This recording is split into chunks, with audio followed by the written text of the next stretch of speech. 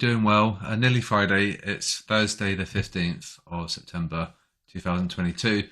And now, interestingly, the risk calculation is on at the big picture and on at the 24-hour difference. VIX is below its yearly pivot. However, I think if we breach the 26.5, that's obviously going to be really key. So just keep an eye on that yearly pivot. That's the 52-week midpoint, the halfway point between the low and the high of the year.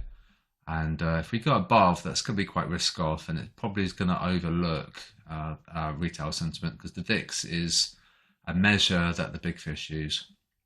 They might not necessarily be looking at retail sentiment, but they will be looking at VIX, 100% guaranteed. So have a look at 26.5, right? So that's key. Now, the thing is with the current situation that we've got, we're risk on, and our trade of the day is a risk off. Okay, so if we want that to succeed, we need to have risk off. Okay, so there's a mismatch between the risk calculation and the way that the bubbles are orientated.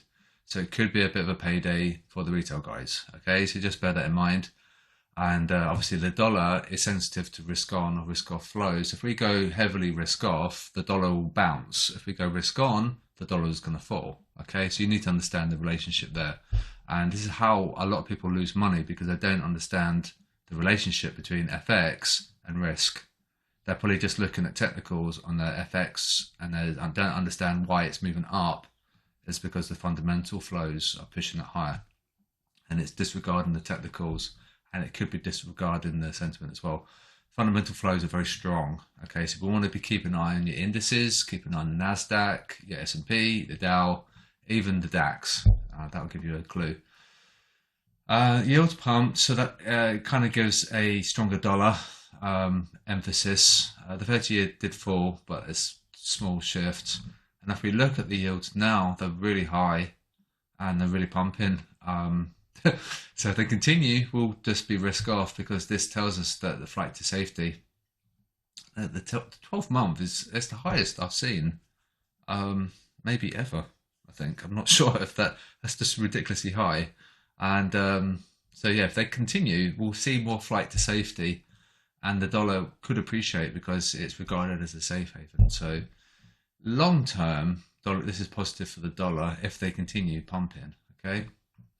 EJ was the biggest mover, and so they were really bearish, and of course price went up to punish those guys, and so they got stung, and that's a big shift. It's a huge shift from where they were last week, and if it continues, then it was going to be a sell at the high level, and then EJ is going to puke.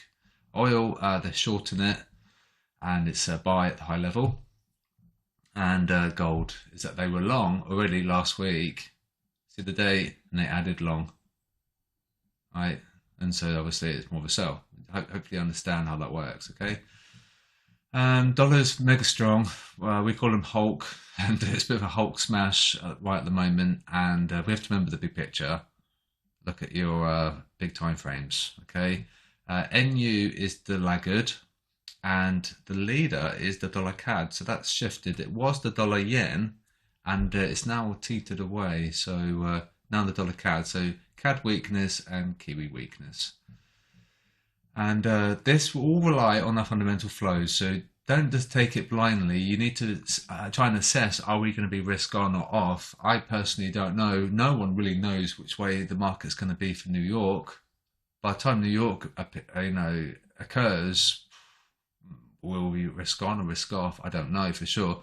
So what I'd recommend is that if you do take the trade of the day, just if you're in profit, just move your stop ahead at entry in case we get that reversal, because it's very uncertain what's going to happen. We have a decent clue what's going to happen at London because we're close. New York, we're quite far away, so anything could happen between London and New York.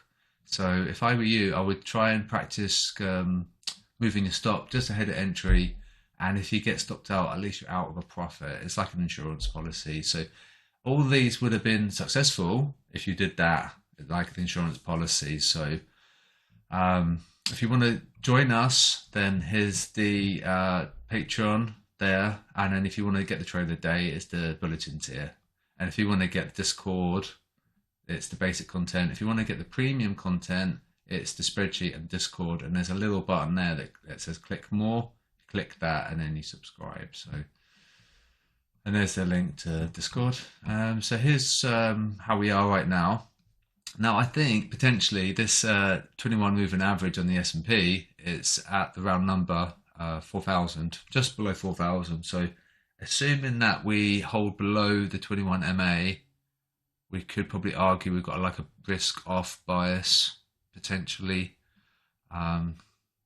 But sentimentally it is a buy, and like I said in the Discord, it is a buy because they're net shorts. However, the US 30, they're long. Okay, so that's what I was saying in Discord.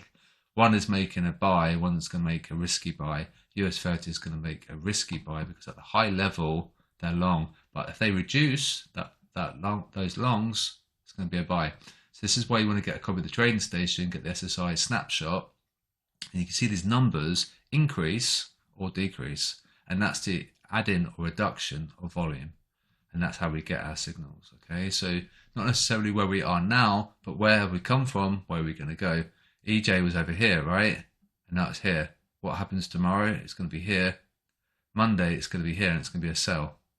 Okay, potentially anyway. It all depends on the retail herd. So S&P, so we were a buy at the high level. We haven't flipped above 50%, and now they sold it here. It's making a buy on the dynamic, and it's a buy at the high level. However, we've got things like the Fed to contend with next week, and there's lots of jitters. Next week's going to be pretty roller coaster, I think. US 30, now this looks like a flush candle. It's like a break, like a fake break. And what's happened is that they've continued to reduce their longs just slightly. Now, if they continue to reduce their longs, we're going to go towards 50%, and then we're going to flip over to buy. So we want to see this come down if you're long, okay? So another advert to get the trading station. I made a video on how to get the indicators installed yesterday. It seems like a long time ago. It was a long day yesterday. DAX is making a sell. Now, it's not a risky sell because at a high level, it is a sell. Okay, so you've got the two things to agree. It already is, and they're going long, right? So this should break at 13,000, but it all depends what happens in 3 minutes' time. You know, it all depends on what happens. They might go long, they might go short. Gold. It's sell for ages, and and they've gone long. So this is adding to the bias that it was a sell already, and they're adding long, so it adds to that confluence that is a sell. And hopefully you guys caught lots of profits. It was a fantastic day yesterday, long day, but very profitable. It was like one of the best days I've had this year trading this, because we were pretty sure of the direction, and just had to be quite patient. And I had some nice feedback as well, which is really cool. Really appreciate that. That's a good thing to see first thing in the morning. Quite a bit mismatch, another mismatch, mismatch in AU. EA is agreeing, EU is agreeing, and that's it. So there's a lot of mismatch. So it tells us that there's a potential reversal coming up where the dynamic is disagreeing with the static. So don't forget the dynamic's more powerful because that's the flow of time. This is where they are now. This is why they're going. All right, so this is more powerful. You need to understand that. That's important. Gold is the largest mover, so it moved 6%. AU is absolutely humongous. The size, it's ridiculously humongous. Probably should be getting probed, 66.79. And don't forget, if this falls, it will help with the risk off theme, because Aussie is very sensitive to risk on. If we go risk on, then Aussie is going to perform well, regardless of the sentiment. Now this is good because the last 2 days this has been really low, and now because we're going to London, this is creeping up. And what happens is that when we do approach 8 o'clock UK time, and it tells us that a trap's been formed about an hour ago. This would be quite low, and it's normally in the minutes, hours as we go into London Open, then the trap's formed, and we see this get higher and higher over time, and it should probably get to about 80%. And then the trap's in, and then these guys are getting screwed. Yen is currently paying the retail guys, but everything else is quite well, is performing well, behaving well, shall I say. This is the behavioural matrix. So, yeah. Okay, yen might be due for like a little bounce. So they've gone long, but yet they've got paid ever so slightly, just tiny bit of pay, 0.05 on the technical. So that's why it's got a low score. So when they go long, it should fall, okay? And when they buy, when they sell, it should go up. And that's that. Yeah, that's that. AU short was our trade of the day, but we had a risk on rally. As a result, it tracked those fundamental flows. So minus 12 pips, it was like minus 50 pips, but then it fell as we closed. So I'm going to record the point where I took the screenshot just prior to New York, and we had a 12 pip loss.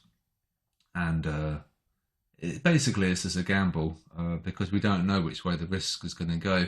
We know if we look at the risk calculation, we're risk on. So that aided the trade of the day. Well, actually, no, it hurt the trade of the day, but it aided the idea that AU was going to go up because we're risk on. Because of that, the dollar could probably soften. And another thing is that we have to contend with technicals. Look at the USD technicals, right? So it's a bit of a gamble. Do we want to fight those flows? Not really. But sentimentally, you know, we're risk on. So that will tell us that the dollar should soften. So it's a bit of a mismatch, really. So I think just to be careful, I think that's the key, isn't it? Just know where your exit is. Trade small. See the technicals here, they're saying, you know, strong USD. Unless, of course, we have a strong dollar in a risk on environment, and that would be highly unusual. Very, very unusual, but it might happen. We have correlation breakdowns, lots of US data, and then we're Friday, so it's going to be great. I'm going to have a long weekend, I think. Going to take Friday off. I will be doing the bulletin as normal, but I won't be trading tomorrow because I put in a lot of hours and we made some good profits on gold as well. And like I said before, thanks for the feedback. It means a lot. It's really cool. And keep calm, always trade safely. To be honest with you, today is quite mismatched, so you could probably sit on your hands unless you see an an opportunity to trade. But there's a bit of a fundamental, sentimental mismatch and a technical mismatch as well. What you want to, what do you want to put your faith in? Do you want to put your faith in technicals or the sentiment or the fundamentals? So sentimentally, we're risk on, and you've got your levels. And what I'm going to do now for the private members, we're going to have a 2-minute, 3-minute video looking at the indices, and we're going to see how we developed at the London Open. So let's see how we go. And it could just be ridiculously choppy week because of the inflation data that we had, and that next week they're going to do a full basis point in interest rate, 1%. They're going to have a 100 basis point hike next week, and that took the big fish by surprise. So this is the reason for a lot of the chop. EU, Euro USD, is teetering or was teetering on parity, and that's causing a lot of fluctuations as well. So I think just to be calm and trade safely, that's the way to go. And I'm going to do a quick 3-minute video on the indices, and we'll see how we go. So just be careful. I think that's the key, isn't it?